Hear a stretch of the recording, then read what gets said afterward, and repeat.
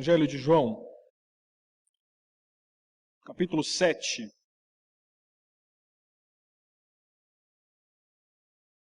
Nós leremos do versículo 14 até o 24, e eu convido você a acompanhar na sua Bíblia a leitura que eu estarei fazendo. Essa manhã eu quero tratar um pouquinho sobre as realidades do conhecimento de Deus, partindo da perspectiva do nosso Salvador Jesus Cristo. Evangelho de João, capítulo 7, do versículo 14 a 24. Acompanhe na sua Bíblia a leitura. Corria já em meio à festa e Jesus subiu ao templo e ensinava. Então os judeus se maravilhavam e diziam: como sabe estes letras sem ter estudado? Respondeu-lhes Jesus: o meu ensino não é meu, e sim daquele que me enviou. Se alguém quiser fazer a vontade dele, conhecerá a respeito da doutrina, se ela é de Deus, ou se eu falo por mim mesmo. Quem fala por si mesmo está procurando a sua própria glória, mas o que procura a glória de quem o enviou, esse é verdadeiro, e nele não há injustiça. Não vos deu Moisés a lei? Contudo, ninguém dentre vós a observa. Por que procurais matar-me? Respondeu a multidão: tens demônio. Quem é que procura matar-te? Replicou-lhe Jesus: um só feito realizei, e todos vos admirais.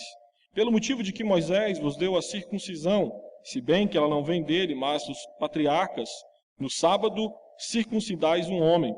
E se o homem pode ser circuncidado em dia de sábado, para que a lei de Moisés não seja violada, por que vos indignais contra mim pelo fato de eu ter curado num sábado ao todo um homem?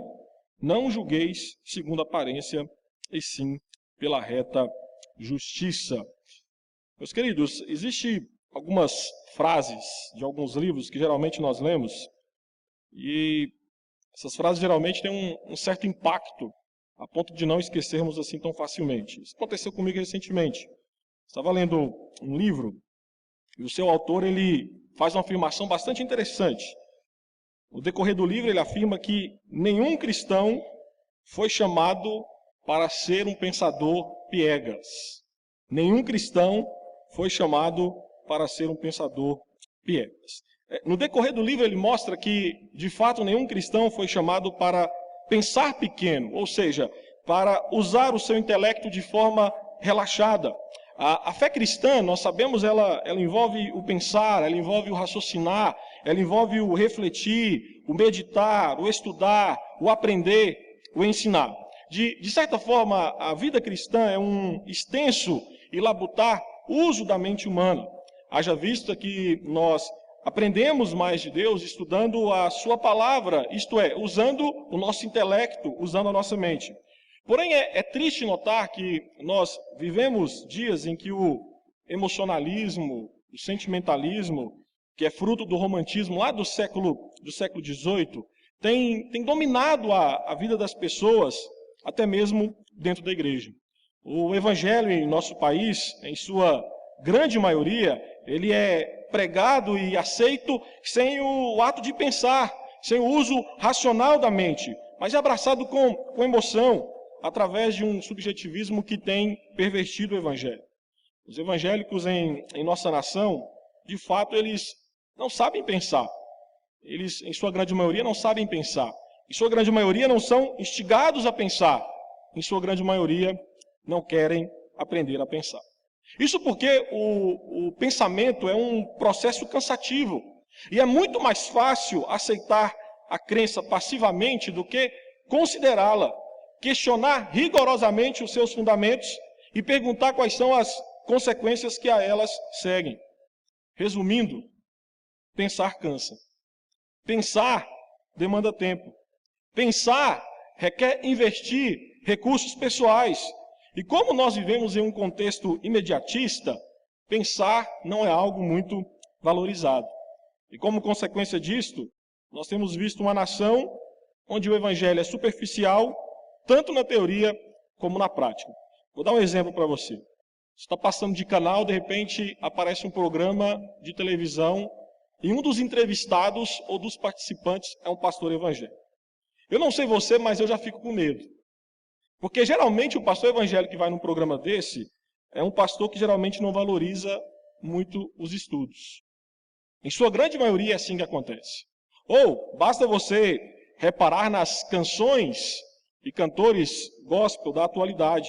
Recentemente um deles, interpretando Eclesiastes 3, disse que há tempo de sonegar impostos. Queridos, esses homens que são líderes evangélicos da nossa nação, em sua grande maioria, eles falam tolices, e a maioria dos seus discípulos aplaudem, aceitam e seguem, sem questionar nada, sem pensar nada a respeito daquilo que foi dito ou foi ensinado. Aí você deve estar pensando, mas nós presbiterianos estamos imunes a isso. Não estamos. Quantos sermões, estudos, aula de escola dominical você já ouviu? E o que você tem refletido sobre aquilo que você tem aprendido? Você ouve, você pensa, você medita, você coloca em prática aquilo que você escuta nos sermões que você, às vezes todo domingo, escuta na igreja, 2 vezes em uma aula de escola dominical? Nem sempre. James Packer, ele diz que nós costumamos lamentar hoje em dia, que os ministros não sabem pregar. Mas é igualmente verdadeiro que nossas congregações não sabem ouvir. E a ideia dele aqui de ouvir é não apenas ouvir e entender, mas é praticar. Então eu entendo que nós não estamos muito distante daquilo que nós entendemos ser um evangelho pervertido e seguido por muitos que estão aí fora.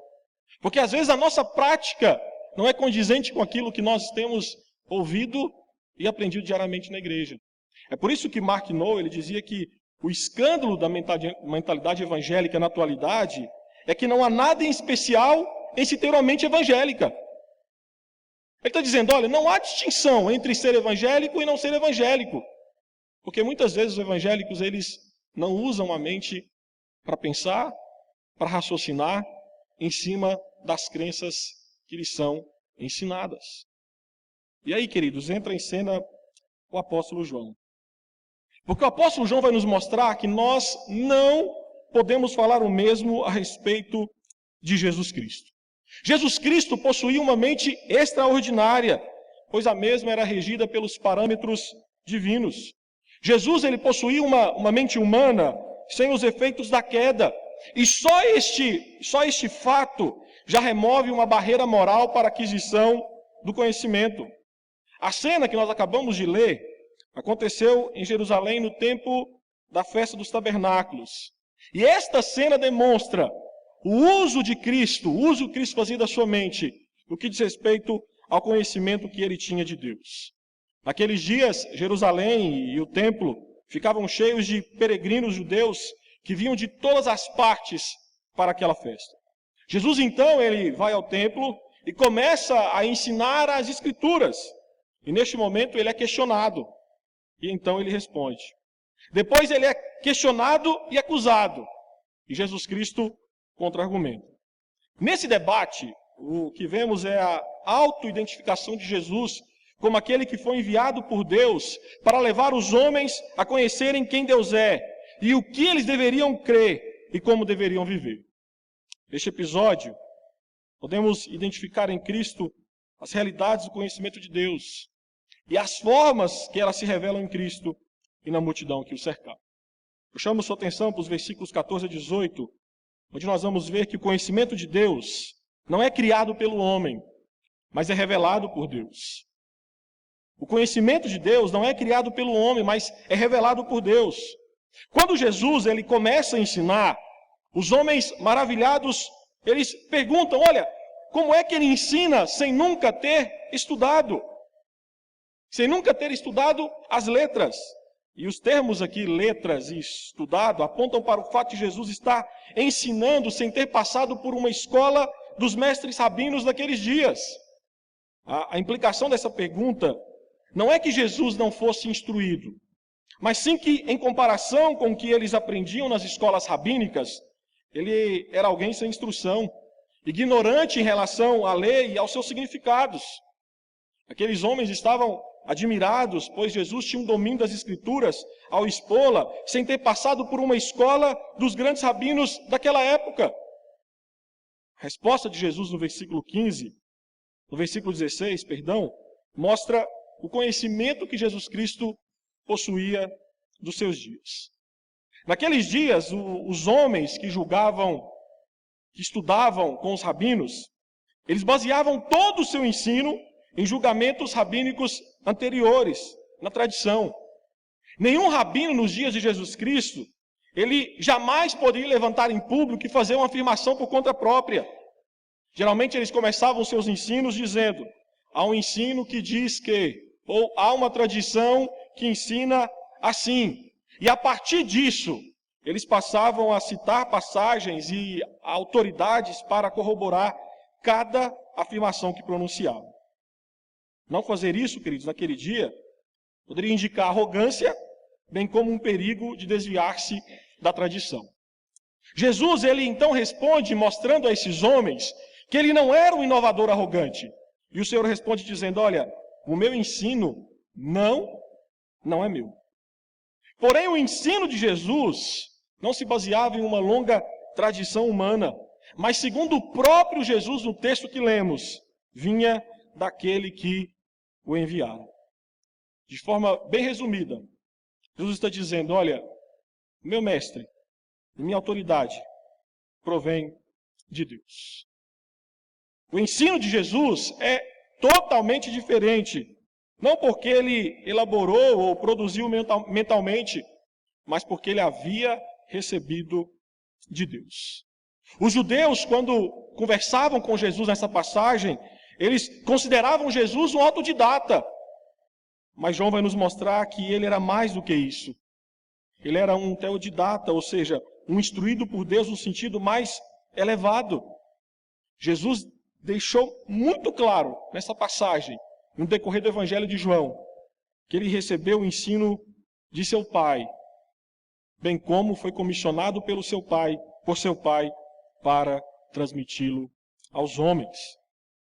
Chama sua atenção ainda para os versículos 17 e 18, e depois 21 a 24, onde nós vamos ver que Jesus Cristo vai nos falar que o conhecimento de Deus, ele não é apenas revelado por Deus, mas ele também deve ser encarnado. O conhecimento de Deus, ele deve ser encarnado. Nessa passagem, queridos, Jesus, ele estabelece uma verdade universal na vida, dizendo que o homem que faz a vontade de Deus pode entender os seus ensinamentos. De forma bem simples, Jesus está afirmando que o homem aprende fazendo, que o conhecimento de Deus deve ser encarnado em seu viver diário. Jesus explica no versículo 17 que aquilo que fazemos é sempre uma vontade. Ou é a vontade de Deus, ou é a nossa própria vontade. Nas palavras de Cristo, o teste para saber se estamos fazendo ou não a vontade de Deus é a doutrina. E doutrina nessa passagem aponta para uma referência ao ensino das Escrituras Sagradas. Ou seja, o teste não são os sinais, as experiências pessoais, mas a própria verdade revelada, isto é, a doutrina. E de acordo com Cristo, no versículo 18, a verdade é autenticada pelo ideal do mensageiro, isto é, a glória de Deus. Aquele que se orgulha de ser independente, de falar por si mesmo, de criar a sua própria verdade, tem o seu ego ligado ao seu testemunho, e ele fala para a sua própria glória. Cristo, porém, nos mostra que o mensageiro, o verdadeiro mensageiro de Deus, ele não procura créditos para si, mas para aquele que lhe confiou a mensagem. E para Cristo, procurar a glória de Deus é uma autenticação, que ação e fé andam juntas. O conhecimento da vontade de Deus e o cumprimento de sua vontade são coisas inseparáveis. E para provar que seus ouvintes falavam da verdade, mas não encarnavam de forma prática, dos versículos 19 a 24, Cristo usa dois exemplos da lei de Moisés. No versículo 19, Jesus afirma através de uma pergunta retórica que Moisés deu a lei aos seus ouvintes e eles se deleitavam nela. Contudo, Jesus mostra que a simples posse da lei não pode garantir santidade, mas, ironicamente, ela garante a condenação deles. Versículo 19, o Senhor afirma, olha, ninguém dentre vós a observa. Cristo aqui, queridos, de forma inteligente diz, olha, por que procurais matar-me? Ou seja, porque a lei diz, não matarás, e vocês, zelosos pelo cumprimento da lei, querem me matar? Lembra que nós lemos na liturgia, lá em João capítulo 5, versículo 18, aonde mostra que as autoridades e o povo já começavam a se movimentar para que Jesus Cristo fosse morto. Jesus Cristo apenas afirma que aqueles homens têm a verdade, mas não a praticam. Eles não encarnavam em seu viver diário.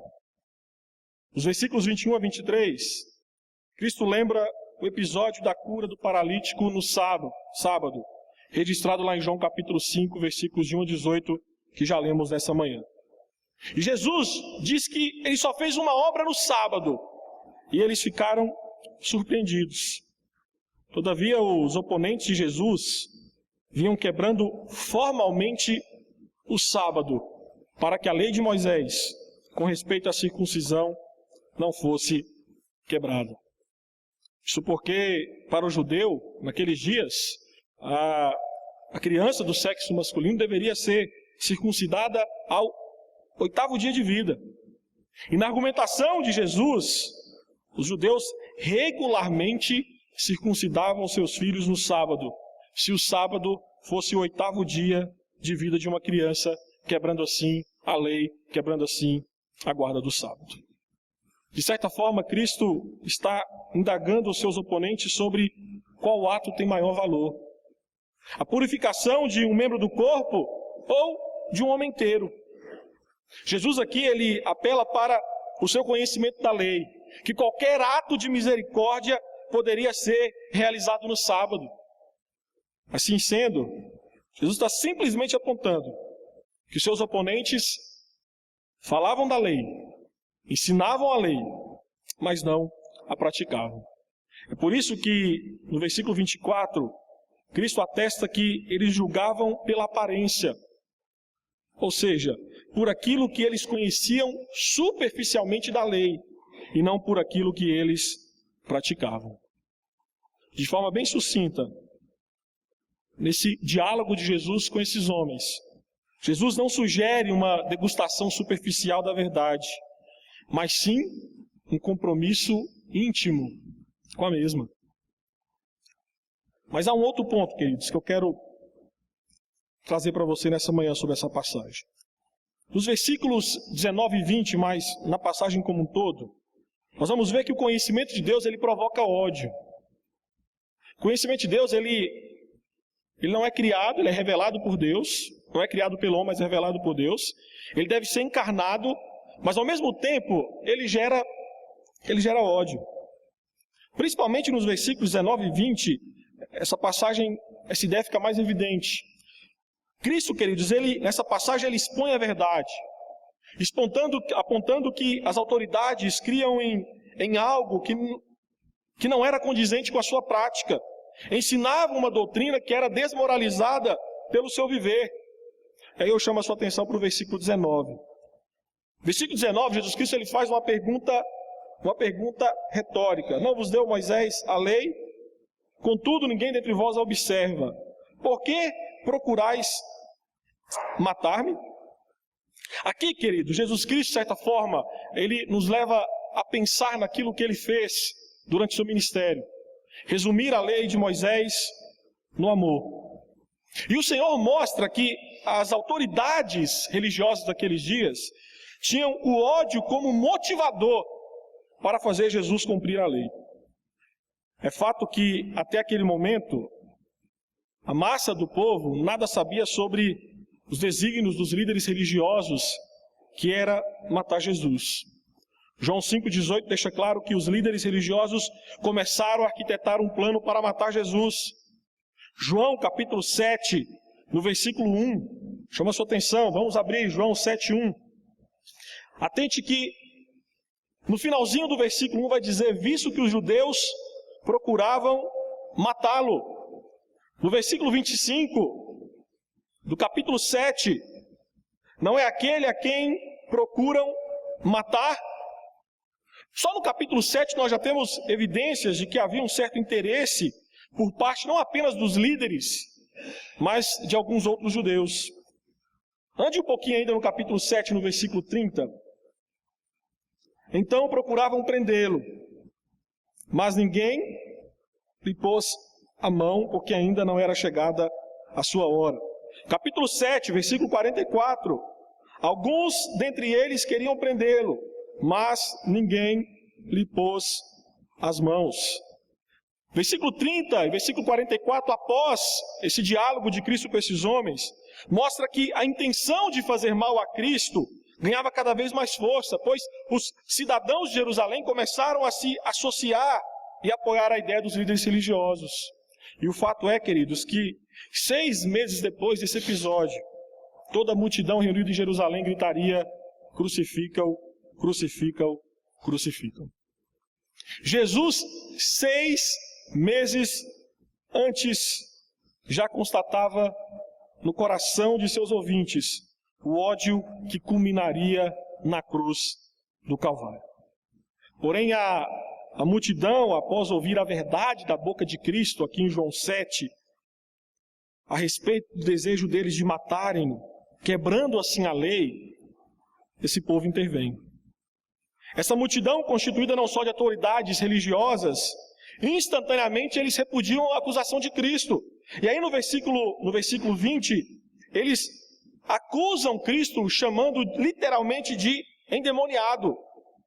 Além disso, ainda no versículo 20, a multidão reage ao ensino de Cristo chamando de insano, de paranoico, insinuando que Jesus estava com uma espécie de síndrome de perseguição. Quando eles dizem, olha, quem é que procura matar-te? Ou seja, Jesus, você está ficando doido, isso é coisa da sua cabeça, é invenção. Ninguém quer matar o Senhor. Eu quero que você entenda, o que fica claro no Evangelho de João, é que o ódio, a repulsa, a rejeição da multidão, a começar pelas autoridades religiosas daquele dia, foi uma reação ao ensino de Jesus. Jesus deixa claro que diante do seu ensino, o homem não tem a possibilidade ou a escolha de ficar neutro. Ou o homem vai se render ao ensino de Cristo, ou o homem vai se rebelar contra o ensino de Cristo. Queridos, isto é o que esse texto nos ensina. É isto que esse texto explicou ao povo naqueles dias. Mas como que nós podemos colocar em prática esse texto que acabamos de ler? Eu quero trazer 3 aplicações a partir desse texto para nós essa manhã. A primeira é: aprenda cada dia mais a verdade. Aprenda cada dia mais a verdade. Nós vivemos dias de relativismo, ou seja, a negação de toda a verdade absoluta e perene, ficando a critério de cada indivíduo definir a sua verdade. No pós-modernismo que nós vivemos, cada homem cria a sua própria verdade, cada homem inventa a sua própria verdade. Posso dar um exemplo para você, em programas de talk show como Ídolos, The Voice, os jurados geralmente falam assim para o cantor: olha, você cantou a sua verdade. Ou eles dizem: olha, você não conseguiu passar a sua verdade. A ideia que impera hoje é que tudo é verdade, mas ao mesmo tempo nada é verdade. É por isso que as pessoas acabam questionando se é possível aprender a verdade, se é possível encontrar a verdade. Nós devemos entender que, partindo do texto que acabamos de expor, que toda a verdade é verdade de Deus, e não existe verdade fora de Deus. E partindo deste ponto, nenhum homem pode dizer que inventou a verdade, ou descobriu a verdade, pois a verdade, ela é sempre revelada por Deus. A verdade, ela não pode ser criada ou inventada pelo homem. A verdade pode apenas ser revelada. Nós, seres humanos, somos apenas receptores da verdade e não criadores da verdade. Calvino dizia que a verdade de Deus não depende da verdade do homem, mas ela é a fonte da verdade humana. Deus é a fonte de todo conhecimento da verdade que temos. Nós só sabemos a verdade porque Deus foi condescendente conosco e nos revelou. É por isso que cremos e afirmamos que a fonte do conhecimento da verdade de Deus é a sua revelação escrita, a palavra de Deus. Por isso a melhor forma de aprender a verdade é voltar-se para as Escrituras. E nessa passagem Jesus atesta que conhecer a verdade é conhecer a doutrina, é conhecer as Escrituras. Um apego às Escrituras é uma demonstração do nosso interesse e amor por Deus. Quando eu namorava com a minha esposa, isso há uns 3, 4 anos atrás, nós residíamos em cidades diferentes. Eu morava em São Paulo e ela morava em Brasília. E naqueles dias, queridos, qualquer carta, qualquer recado no Facebook, qualquer e-mail que eu recebia dela, olha, eu lia e relia. Lia e relia novamente. E sabe por quê? Fazia isso. Porque aquelas palavras foram escritas pelo objeto do meu amor.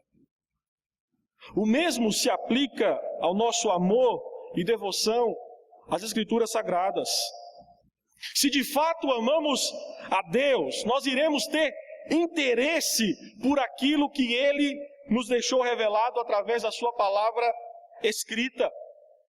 A nossa intimidade e amor para com Deus revela-se primeiramente em nosso amor e apego às Escrituras Sagradas. Se amamos a Deus, amamos a sua palavra escrita. E se amamos a sua palavra escrita, amamos ao Deus da palavra. Essa é a lógica. A segunda aplicação que trago para você a partir desse texto é: viva diariamente na verdade. Viva diariamente na verdade. Para um cristão, conhecer e praticar, ouvir e obedecer, estão integralmente conectados. No que tange a fé, nós somente conhecemos o que praticamos ou somente acreditamos naquilo que obedecemos. E o maior problema do nosso cristianismo é que dizemos que conhecemos, mas muitas vezes agimos como se não conhecêssemos. Dizemos que cremos, mas muitas vezes não agimos como tal.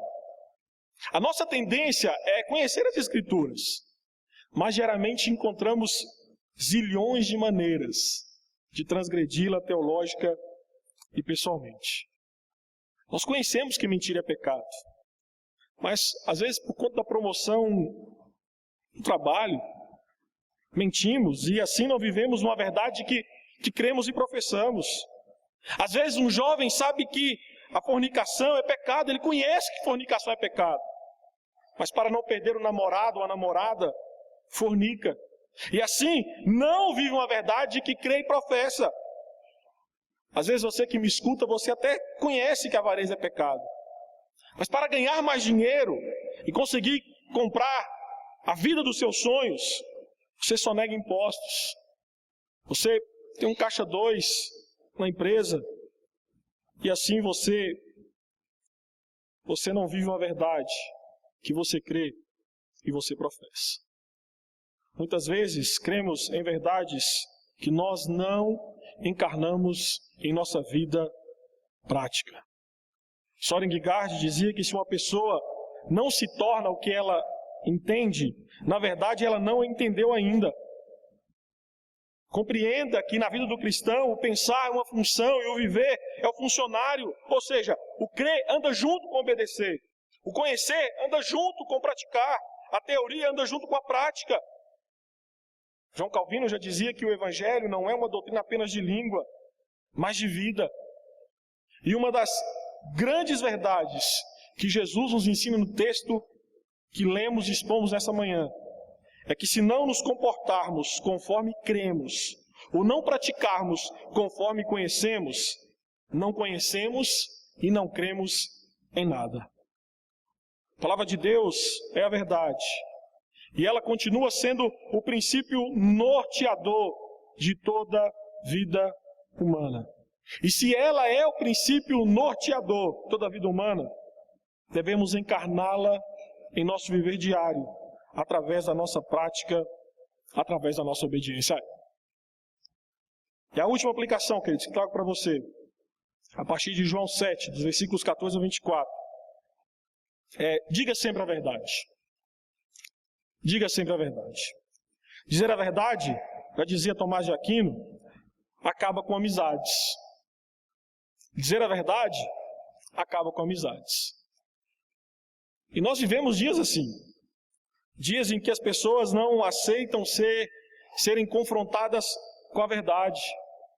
A verdade nos dias atuais tem sido recebida com um certo ódio, assim como foi nos dias de Cristo. Na atualidade, o amor à verdade está fora de moda, de tal forma que a simples menção dela pode provocar ódio. Entenda que a verdade, ela gera ódio. Agostinho, em seu livro Confissões, ele fez a seguinte pergunta: por que a verdade evoca ódio? Por que o teu servo é tratado como inimigo por aqueles a quem ele prega a verdade? E aí o próprio Agostinho responde de forma extraordinária. Ele respondeu dizendo: simplesmente porque a verdade é amada de tal forma que aqueles que amam alguma outra coisa desejam que isso seja verdade.